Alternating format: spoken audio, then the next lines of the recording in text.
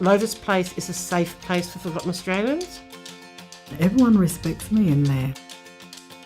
That's the model of Lotus.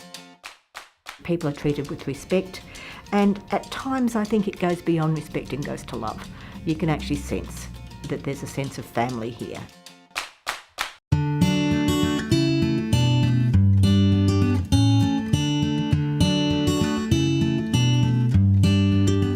Before Lotus, you just went on with life and stumbled, and when you come in here, you're able to find somebody that would understand.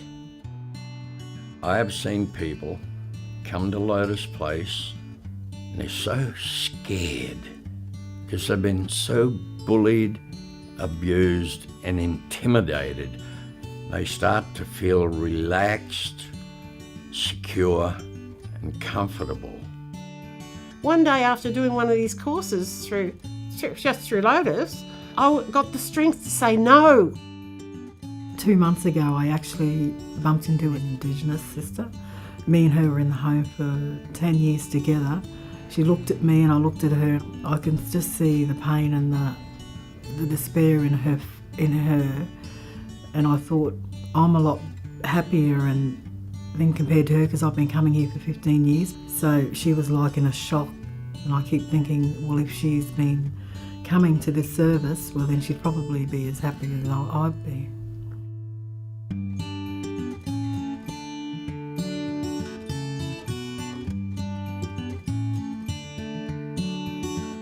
Most of the Forgotten Australians need to be loved. When we're in the institution, the orphanage or anything like that, we weren't loved, we were whacked. That's where I feel the love that I've been missing from family too, is at Lotus Place. And every time I walk in the door, Michelle, she's my favourite, she always says hello and how are you, patients? And now we're like a family. I guess it's like when you see the younger generation today, you know, they have their extended family but they're friends. Well, I guess this has become us. We can talk freely without being embarrassed or having to hide.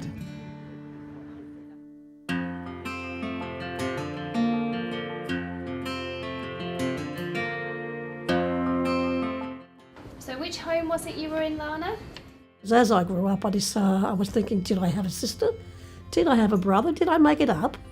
Once I knew I had family, my head, was a little bit lighter because nothing better than to know where you're from, who's your identity, your family.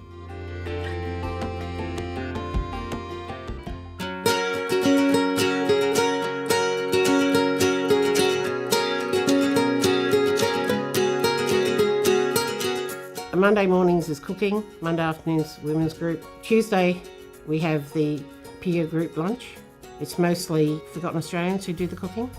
And then Tuesday afternoon we do sewing group. Wednesday afternoons now leather groups just started. Thursday morning we have the yoga. Thursday afternoon we have art group. And Friday's a free day. There's so many things that if it wasn't for Lotus I wouldn't have that access to. Just having Lotus Place makes a big difference to your life and you don't feel that you're not important anymore. A lot of kids went hungry as kids and they see that as something very important in their lives, is food and the availability to sit down and have a meal and have a chat, a lot more relaxed.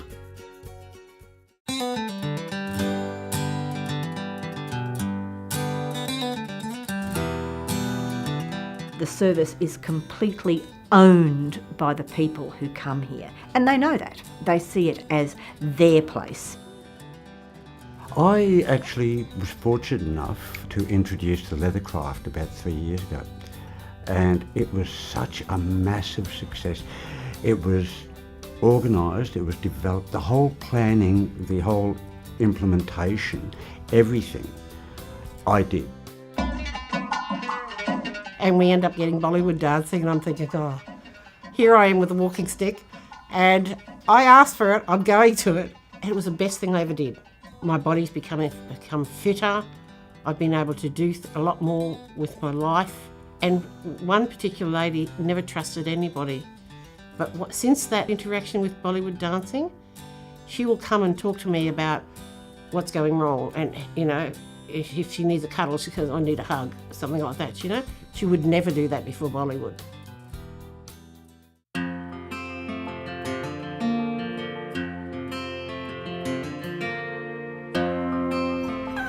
I had an opportunity to buy a little white Jack Russell. Suddenly something turned around. During that time, I started to have a lot more to do with Lotus Place. I was homeless, I had nothing. They did their best to help me, and I finally got a place. You're my little love, yes you are.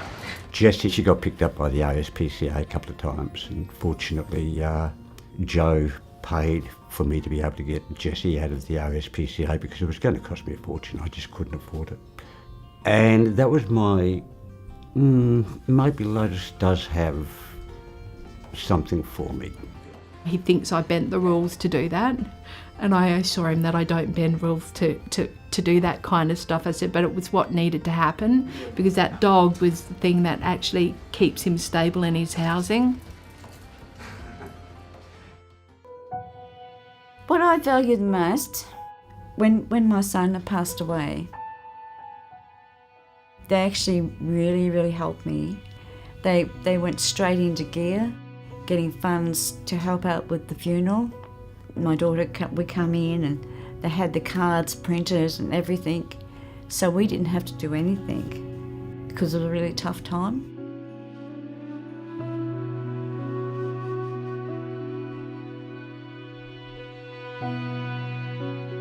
The thing that I most appreciate about working here is that being with a team of people, when one person can't engage, somebody else might be able to. We're aware enough of the impacts of trauma to not give up on people. There'd be a lot of people just, being more difficult in other systems because they wouldn't be able to have that outlet where they can just, dump, really. Lotus Place, we're the brunt of people's anger to the church, people's anger to the government, anger at disaction. I know people that call Karen Walsh at 2 o'clock in the morning going off their nut. And she'll say, and because I've been there, I'm trying to stop them from calling. And I'll say, no, it's early in the morning. And she said, she'll talk to me. But that's why they reach out to Karen, because they know that they can vent. They can come back a month later and Karen's going to say, okay, I won't accept that behaviour, but what do you need? And there's not many services in human services that you can do that with. They bar you and that's it.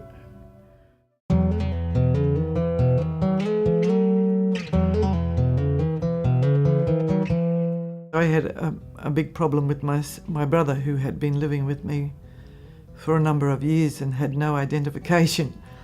I just accepted the fact that nobody else would help him except me. So I was able to get help from here to assist me in getting his birth certificate and getting some ID for him. So that then allowed him to go on to Centrelink, and up until then I was looking after him financially myself.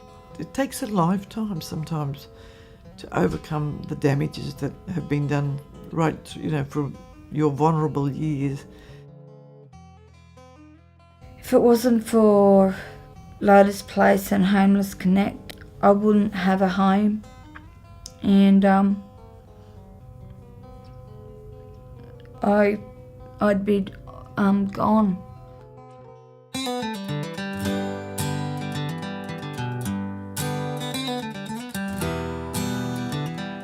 I started coming for myself, and now I still come for myself, but more so as a peer support.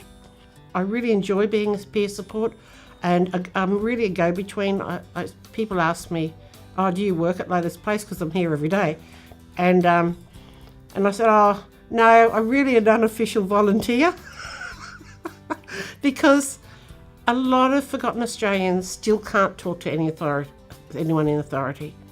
But they can talk to me, and they know I will believe them, and I will understand what they're saying, and I will pass that on. If someone comes in upset asking for me, I talk to them, and then either the staff say to me later, is there anything we can do? Or I can say, look, I'm really concerned, they really need your help. Basically, I just come in here, sign the book, straight on Facebook, because I connect with other people on Facebook who have got children that are living with autism and Asperger's. So I go trying to find out all this research, pass it on to them through Facebook. And I love to help other people. When I come into the centre, when people are down, I'd sing. Or I would tell a joke to one another and talk, and if they need a cup of coffee or tea, I'll help in that area.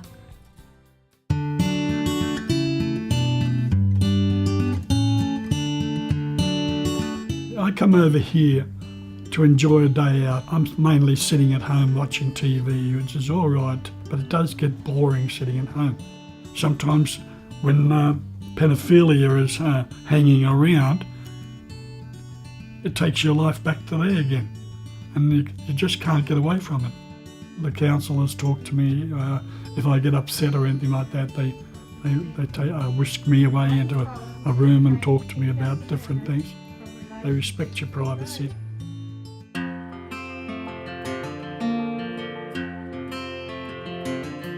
I don't know what my future needs will be. I don't know. I'm not going to no bloody home, that's for sure. And nobody's going to put me in one. I've been in a home. I don't want to go in another bloody home.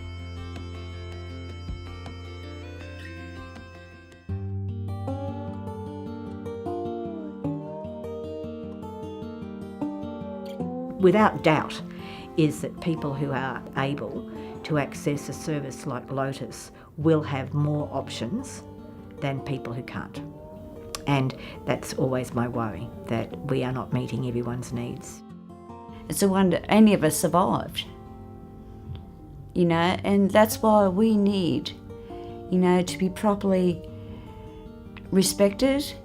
Our opinion matters, and we should be heard.